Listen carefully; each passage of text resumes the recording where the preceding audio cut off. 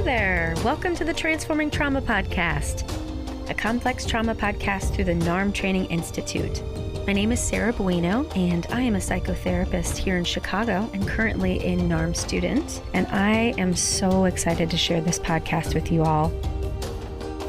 Transforming Trauma is presented by the NARM Training Institute. The Institute offers NARM practitioner trainings for mental health professionals who are looking for advanced training in complex post-traumatic stress disorder. The NeuroAffective Relational Model is a cutting-edge, innovative approach for resolving CPTSD, addressing attachment, developmental, relational, and intergenerational trauma. Fritzi Horstman is the founder and executive director of Compassion Prison Project. She's a Grammy Award-winning producer for her work on The Defiant Ones. She's also been a producer and post-producer on dozens of television projects and documentaries and has directed several films. She believes it's urgent to bring humanity and compassion to those living behind bars, and these acts will help transform our society. She has a bachelor's degree from Vassar College. Please, please, please enjoy my amazing conversation with Fritzi Horstman. Hello, Fritzi. Welcome to Transforming Trauma. Thank you, Sarah. I'm so happy to be here. Thank you. Yeah, I'm excited to have you too. As I was preparing for this, I was just watching the video again of the Compassion Prison Project. But before we get into that, let's start with, who are you? Well, my name is Fritzi Horstman. My real name is Frederica, which means peaceful ruler. I'm a filmmaker and I've survived trauma. And I started the Compassion Prison Project about a year ago to bring compassion, mindfulness, creative inspiration, and childhood trauma awareness to the men and women living in prison. And there's so much we can dig into here. I'd love to start with your history, because I know you share that actually in the video, a little bit of your history. So what led you to wanting to do the Compassion Prison Project? So the first part is I read the book, The Body Keeps the Score by Bessel van der Kolk. And that woke me up to that I was traumatized. I had no idea. I was walking around a nervous wreck, full of anxiety. I didn't know that that was my trauma. And that epiphany kind of reframed my whole life. And then in September 2018, I walked into a prison in another program, Hustle 2.0, which helps the incarcerated population learn about their own capabilities, creating business opportunities. And it's wonderful. And the leader, Kat Hoke, is amazing. And when I walked in, I just recognized myself in the men and that they were traumatized and that it was the trauma that led them to prison. It wasn't their inherent evilness or they weren't bad people. They were traumatized. And I would actually add to that, anyone who may appear evil or seem evil probably has head trauma or some kind of brain disorder, because we are humans. We came on this earth, I believe, to find love and find out what love means. So when I walked in there, I just saw myself in them, in their trauma and in their struggle to find out who they were. And then I said, when are we coming back? And she said 6 months. And when I heard that, I thought, okay, she's an activator. She gets people really activated about this prison cause. She activated me, and I thought, I can't wait 6 months. So I went and researched kindness and compassion, what that meant. Didn't really know what I was doing. And January 5th, 2019, I walked into Kern Valley State Prison and just told 25 guys that I love them. And then I went from there. Wow. Tell me more about how that went, because one of the things I was really struck with in the video, and I work in addiction, so sometimes I get people who appear very hard and vulnerability is not necessarily their language, right? And so sometimes there's a barrier there, and I'm really curious if there were any barriers for you, or if because you walk in going, hey, this is my experience, I have similar experiences to you, that automatically kind of comes down. I think shared trauma here's the thing. In our society, we do not talk about our trauma. We don't talk about our imperfections.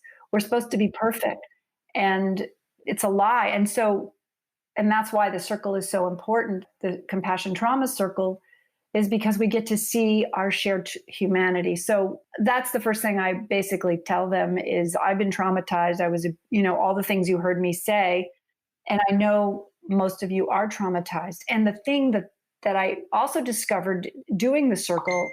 One of the guys didn't walk in the circle. He had none of those ACE test traumas. And I thought, he's a gang member. He's got all the signs of everybody else in this room. What's going on? And I said, do you live in extreme poverty? And he said, yes. And that's toxic stress, which is the same symptoms. It shows up as the same symptoms of trauma. So that was a big wake-up call, so that when I did the circle, when we filmed it, I knew to add extreme poverty, because that was a key. That's something that isn't in the ACE test, which I believe is really an important thing to point out, is extreme poverty creates an enlarged amygdala, a prefrontal cortex that goes offline, and all the hypervigilance that you can ask for. When I learned that, that was like the key. That was the last trauma circle I did at Kern Valley State Prison. And then I was having a hard time. They only wanted 4 filmmakers to go in, and I wanted a bigger circle, and I knew I needed more coverage.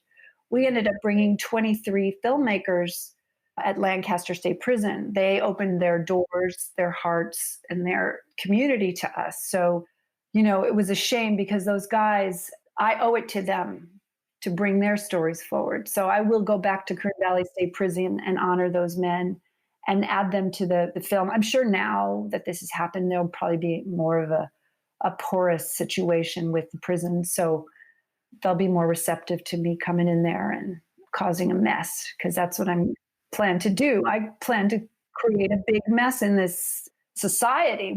This is a mess, and we need to unearth this trauma, bring it out to the open. There's no shame in having trauma, and here's the key. The people that are abusing their children right now, they were traumatized. So we've got a situation of everyone hiding and not coming forward. Okay, you're abusing your kids. No shame. Just stop. Right. There's no shame. I love you. Let's get some help. Let's get in there and unearth all of this dark, wretched life that you've been living. Because when you're hurting your child, you're hurting yourself. There's no doubt in whatever you've done. And, we want to shame people. We want to shame people deeply for what they've done, but it's been done to them. And one of those symptoms of trauma is reenacting the trauma that was done to them. So it's a symptom. We have to stop shaming people. And, the same with our celebrities. We got to stop it. Let's just stop it. Let's start forgiving, and let's start healing. Let's start healing the wretched past that our country was founded on.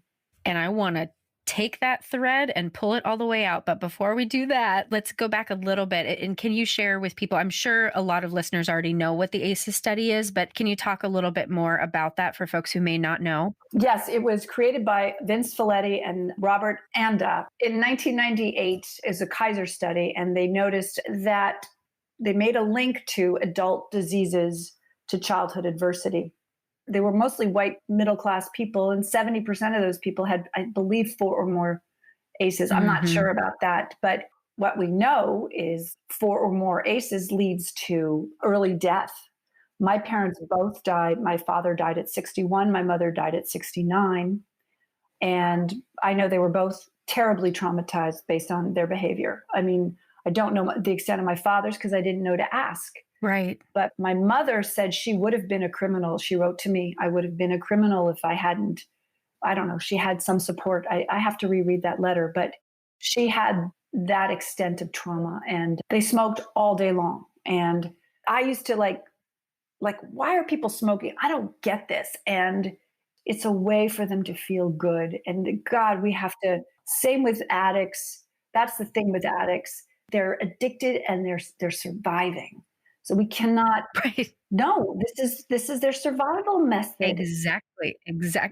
I'm laughing because that's exactly how we talk about it in NARM, is that all of these are survival strategies.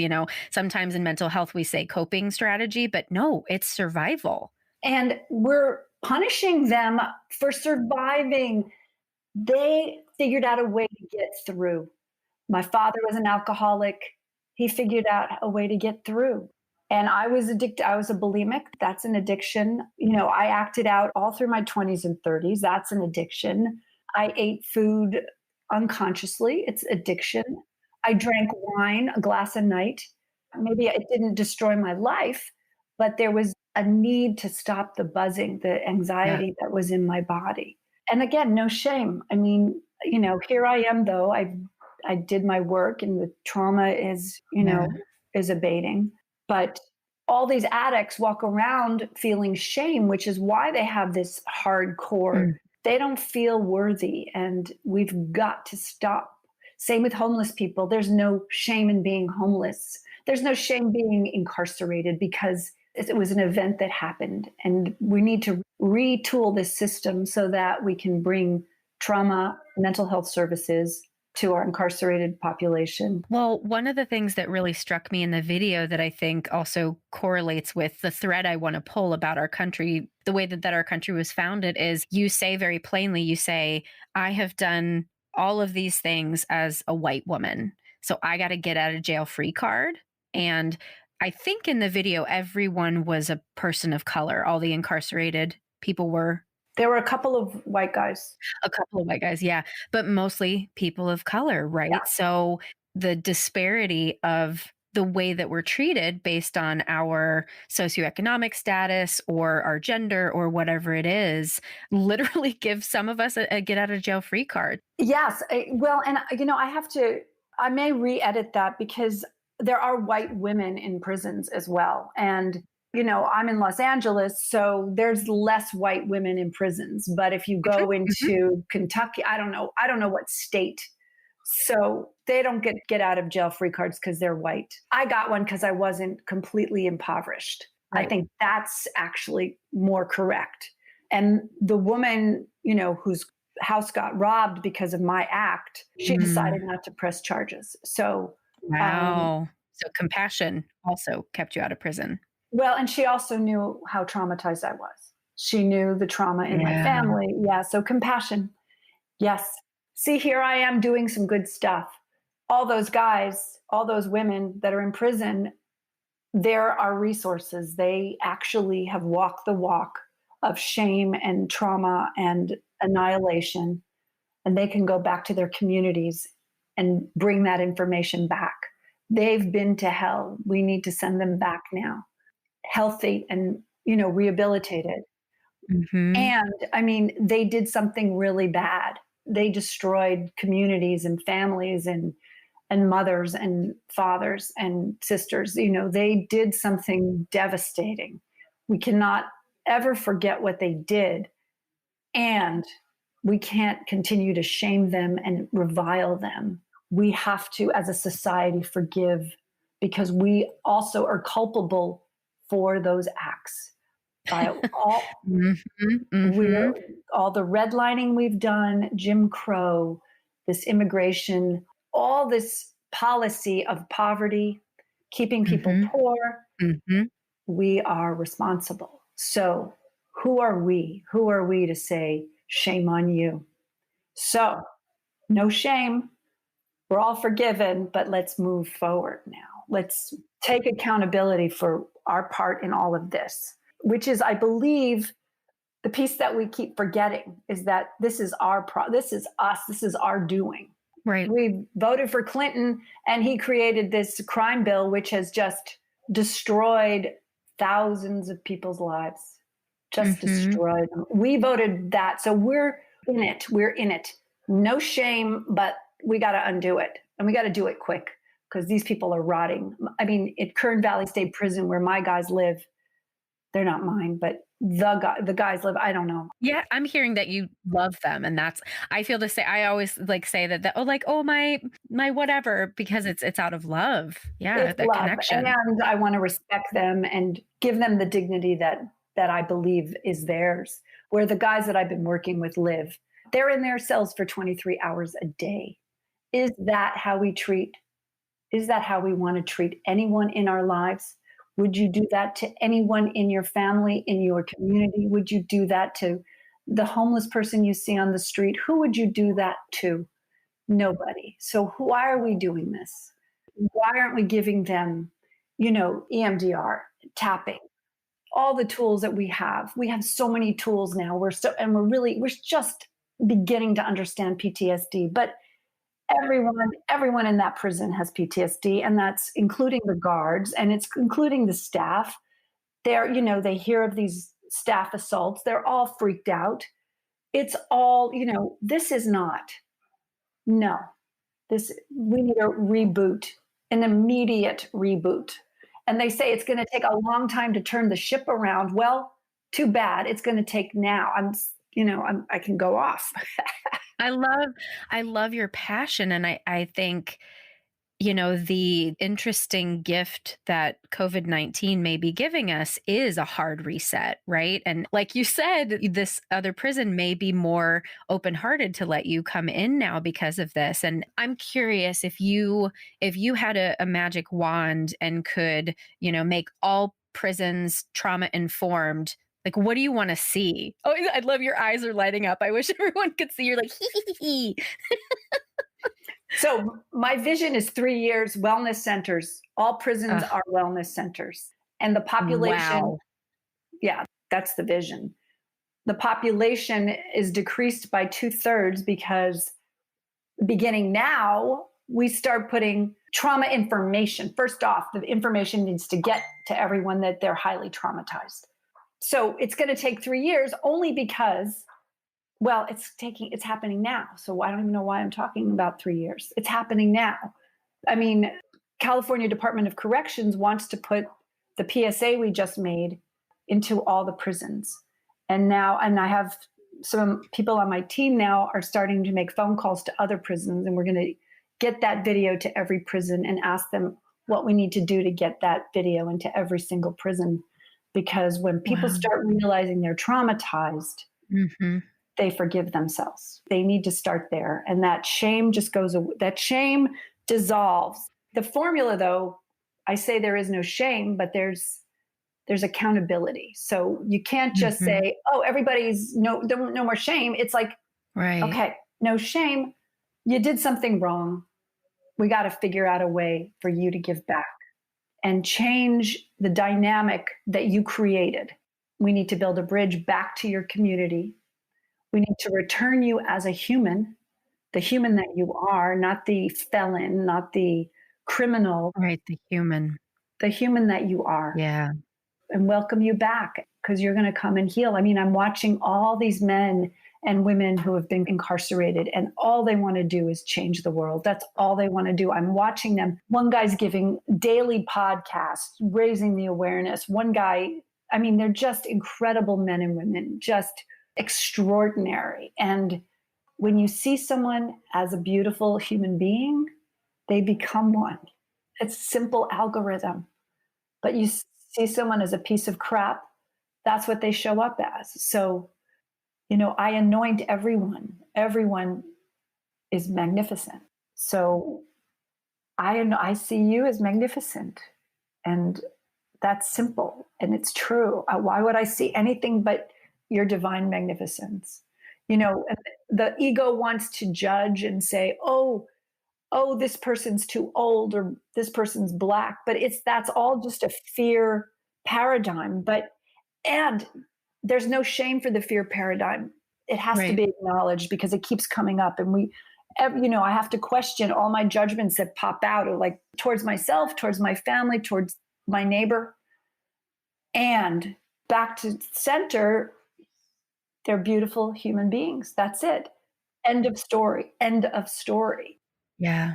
Even the sociopaths. Okay, so sociopaths and child molesters, this is the hard part. This is the really hard part, because this is where, like, in myself, I draw a line like I can't reconcile that until it is reconciled, until we can love every part of us. This behavior is going to keep going on. It's the secret. It's the shame. I mean, that's deep shame. But if we continue to shame them, it festers and grows. And look at the porn and the child trafficking thing that has emerged from all the shame. Exactly. Right. Yeah. When there's not space to, like you said earlier, name the trauma, right?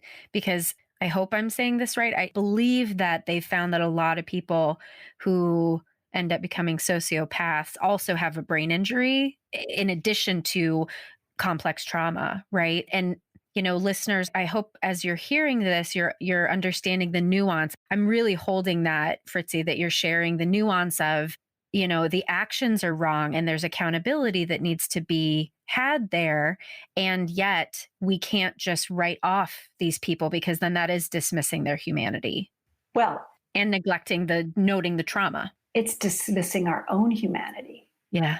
That's the key. We are forgetting that with every act of injustice that we allow to go through, that's one more piece of injustice in our own souls. We all know something's deeply, deeply wrong with what we're doing, and no one is doing anything about it. Nobody's saying anything. And it's got to be dealt with. We've got to recognize our own shame that we have. I mean, this goes back to slavery. This goes back to the doctrine of the Pope, who said, yes, it's okay to rape and pillage in the name of God. And just for listeners, I just heard about that recently, but essentially that was the founding document of our country, is that the Pope from, was it Spain, wrote the decree that anyone who came to conquer, quote unquote, America could do whatever the hell they wanted to do. And that's what this country was founded on. Yes, founded on violence and domination. Yeah. Yeah. Mm-hmm. Which violence and domination sound familiar? Prison system, school system, medical, like dominating. I mean, even how we legislate is dominating. It's like, oh, the poor people can't have this. We have to make sure Black people can't have this. It's all domination. It's all ways of creating another, which is a way to sell more products, make us all feel less than, make us all feel insignificant and needing to just, it's that hungry ghost that Gabor Mate and Buddha talks about. It never gets filled because the roots are not addressed. The roots are our trauma, but it's also our ancestral trauma, our social trauma. We all are traumatized by slavery. We still haven't come to terms with slavery. I'm culpable. Everyone, every white person is culpable because their ancestors, until we basically, what I've come to know is when you heal the trauma of the past, it's healed. It actually is retroactive. It goes psychically back into, I can actually feel what that would be like when we all take responsibility, say, I'm sorry, my ancestors were so traumatized to do this. Mm-hmm. That's what it is. We were all traumatized. I mean, when you are beating your slave, you are traumatizing yourself. Yep. There is no way you can do what you're doing to a human and not do it to yourself. I wanted to reflect again to kind of tie it in with NARM. A lot of what we talk about in NARM is recreating connection with self so that you can have that authentic connection with others. And so as you talk about, you can't do something harmful to somebody else without harming yourself. That's completely aligned with how we feel about healing from trauma from a NARM perspective. Wow. I don't know where my information comes from. Honestly, I don't. It's weird, but I get this circle. It's all circles, healing circles, the circles of abuse, but also the circles of love. Like when you love somebody with your heart, it comes right back to you and it can't not. And we're so afraid of that act of being vulnerable because we've gotten so burned in the past. My little girl's heart was so open and she just got so trampled on. So, repairing all that trauma is so hard. It's been hard. And thank God I got a dog, because that dog, I asked for a dog. I knew, my little girl knew I needed some love, because that was all. And so many people out there I just feel so sad for all of them. And for all of us, because, their pain is, I feel their pain. I know how wretched it is. And yet there is no shame, right? If we can remember that and just spread that words, just so everyone can know about ACEs, what an ACE is, just that, and what it does to the spirit and the body and the mind and our behavior. It changes our Yes. behavior, Hmm. We're friggin' insane, just all that buying, Hmm. all that recycling we're not doing, all that abuse, because we're so abused, and we're abused by the media, we're abused by our anger. And when we're angry at inequality, that whole dynamic of inequality and seeing rich people just ignore everything. But see, they're Hmm. traumatized too. They're just Right. they are. Right. I know. I know. I'm shaking my head and like, yes, yes. I'm with you. So no shame, rich people, and we need help. I don't think you'll ever get enough. So just try it. Try giving, because that fills it up. The giving is what fills it up, because that's love. Yeah. And as you're talking, I'm thinking about the situation with COVID-19 being a really clear example of, if we want to create compassion for people who are in prisons, right? If we think about the trauma they've been through, let's just say poverty alone. Let's pretend everyone in prison was just suffering from poverty. A lot of people who are responding to COVID-19 and these shutdowns by protesting are fearing poverty, right? And so I think it's interesting to watch people's reactions to the threat of something, and kind of the insanity that comes with it. The ways that people are acting out right now and acting in all come from trauma. And so how could we not have compassion and recognize how connected we are to these folks who were suffering from that their whole life? Of course, if you were in poverty, you would be stealing. Duh. What, like, how else are you going to get your needs met, right? Again, it's survival. Yeah, yeah. And I mean, well, here's the thing with one of the people on my team, he's a vet, a war vet, and he's gotten really triggered by COVID because it's Yeah. an unseen threat. So when a person who's traumatized doesn't feel safe, all kinds of things get activated. And Hmm. Hmm. this is the thing, prisons are just, they're not safe. I mean, Right. the men I work with, they say, I worry about my life every day. I mean, the fact that they could be killed any day because everybody's traumatized. We're not a community. It's not a community. I mean, it is a community, but it's not community centric. They're not creating a community. It's punitive community instead of being loving and compassionate. Yes, which is, it almost seems like an ancient thought. It is an ancient thought that, It is. I think we're all rebooting now. And I'm really glad this video, this PSA came out when it did. I was really like, when we were editing it, I'm like, who's going to ever see this now? Everybody's worried about COVID. Mm. And, over 1 million people have seen it, which is like crazy. It's so, I mean, it's not crazy. It's magnificent. And I want everybody to see it so they can really understand those men are us. Those men taking steps, because they're taking steps, we're taking them with them because they're ours. We have to reclaim that part of ourself that we've abandoned. We've abandoned these men and we've abandoned these women, and they're ours because we're all in this together. There is no separation. And the politics want to separate us. They want to find every way we can all divide. That makes us easier to conquer. Exactly. Yeah. Beautifully said, divide and conquer. Right. But why do we need to conquer anything? The violence in our society it's everywhere. And it starts with our own acts at home. The way we talk to our children, the way we talk to ourselves.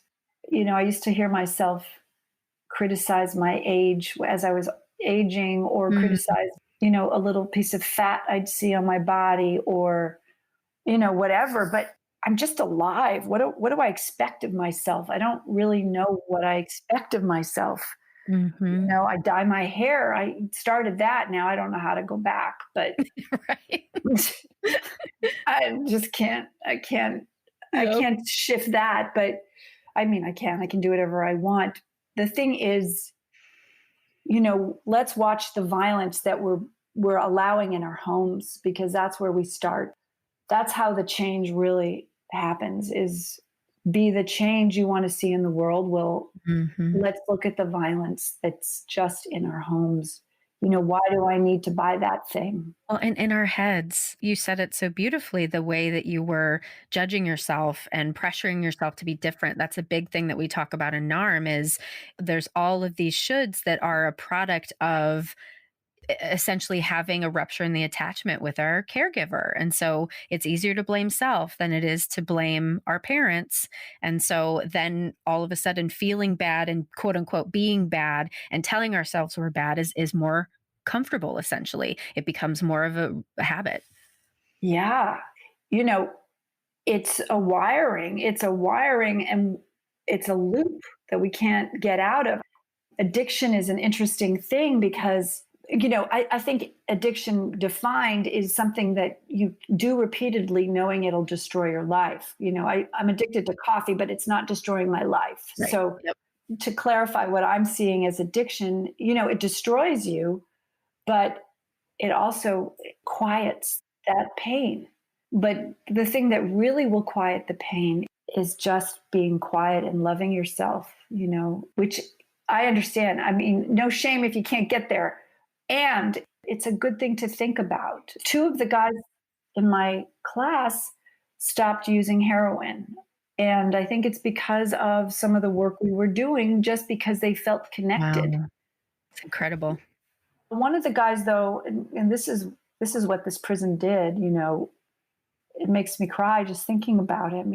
They threw him in the shoe he was using. They caught him using heroin and they threw him in the shoe. Now, you've just isolated a man. He just demonstrated to you that he's feeling like that he needs help. And now you've just made his situation worse. Yep. So no shame, but let's stop doing that. Keep him in my program so he can heal, so he can come in and talk to us about why he did such a thing.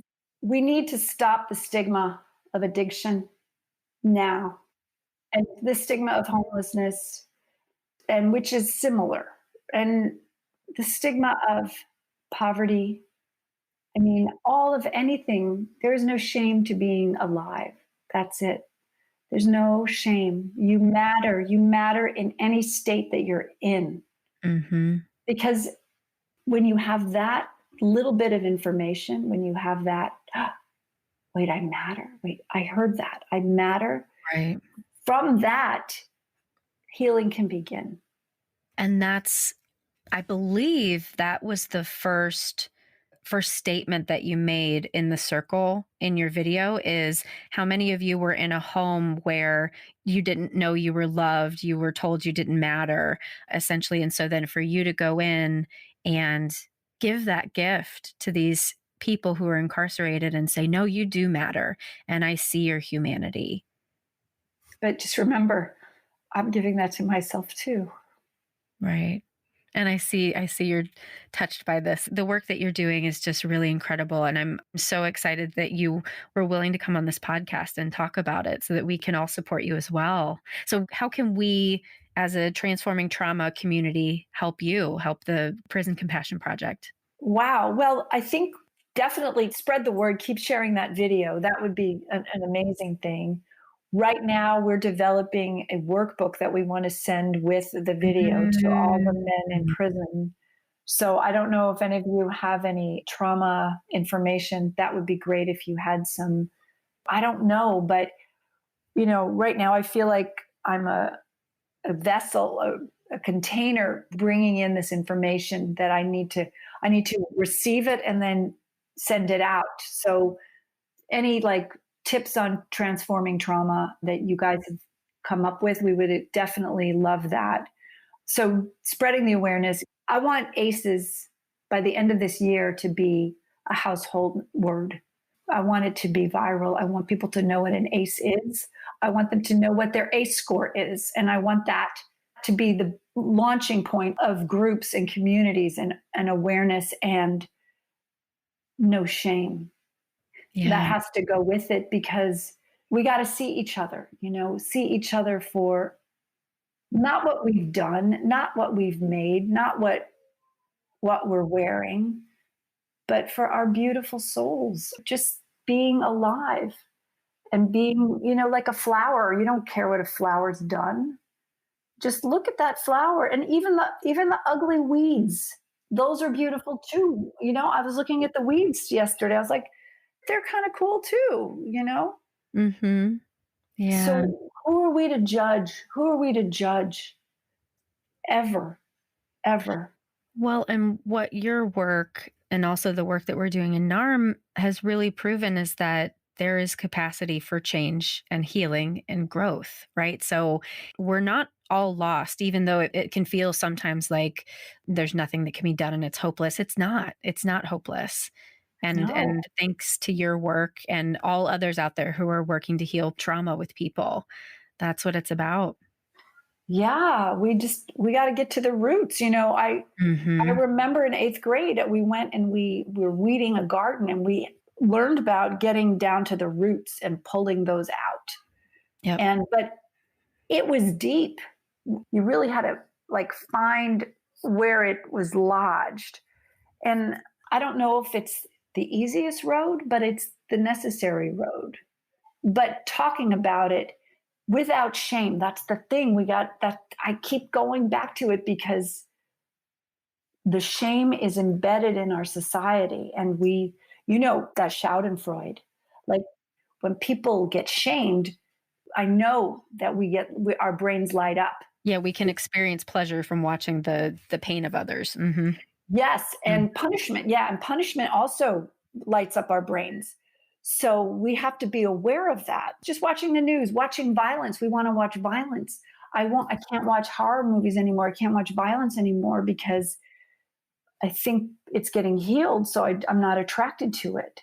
Right. And Yeah. it's an interesting thing. I used to love violence, but now I just can't do it anymore. I'm just like, I don't want to be in that thing. So, that's an interesting thing to observe in yourself too. Do you want to watch violence? What's happening chemically to you? Start observing your behavior that we don't even know is our behavior. Those are the questions. Why do we need violence? Well, and if we go back to creating more trauma information to help people understand how it impacts them, like you said, I wonder if we would be less attracted to things that do traumatize us. Yeah. And if we're able to hold everything with a sense of just noticing that it's there instead of judging it and demonizing it and shaming it, how healing that can be to just be with it. Well, it's been so amazing to talk to you. And will you share, folks, where they can find the video and where they can learn more about your work? Yes, our video it's on our website at compassionprisonproject.org. And we're going to be putting out another video very soon called The Symptoms of Trauma. So we can start getting that into the conversation. Then one about forgiveness. It will all be in the final film, but since we've been thwarted in our filming goals, we're going to just keep this conversation going and share the video if you find it moving, and just keep sharing it, because who knows who you'll reach, and that person may stop. That person may think twice before they hit their little baby. That act could change the world, and if you know of somebody who's hurting and you see some abuse going on, say something gently and beautifully. There's no shame, but let's start healing this, and let's start really examining our own violence and really seeing, how we're contributing to all of this. It's an energetic field. This violence is an energetic field. Yeah. And we can replace it and transform it to a loving field. And so, as you do your work at home, it actually matters. It actually changes the world. Just start loving yourself. Start there. Just start there. Just let us be glorious. We are so glorious. Well, thank you so much for your time today. This has been such a heartfelt conversation. Thank you. Thank you so much, Sarah. Thanks so much for joining us for today's episode. If you want to learn more, you can go to the show notes or visit us at www.narmtraining.com/transformingtrauma. The Transforming Trauma podcast is brought to you by the NARM Training Institute. NARM practitioner trainings for mental health professionals are offered across North America and internationally. We are so excited to share the power of healing from complex trauma with all of you. Your listenership means a lot to us on the Transforming Trauma team. Do you feel inspired to help bring greater trauma healing to the world? If so, we'd like to invite you to share the Transforming Trauma podcast with others. It might not feel like a significant contribution, but we believe every share and every additional listener matters. You can be part of the trauma-informed movement just by sharing our podcast with your colleagues, friends, and family. Our intention is to make this trauma work accessible to individuals and communities around the world who are suffering, so that they have support, guidance, and a friendly reminder that healing from complex trauma is possible. Thank you to Andrea Klunder and the Creative Imposter Studios for producing and editing, to Tori Essex for our album art, and to Brad Kammer for the creation of this podcast. We look forward to building community and connection with you and changing the world by transforming trauma.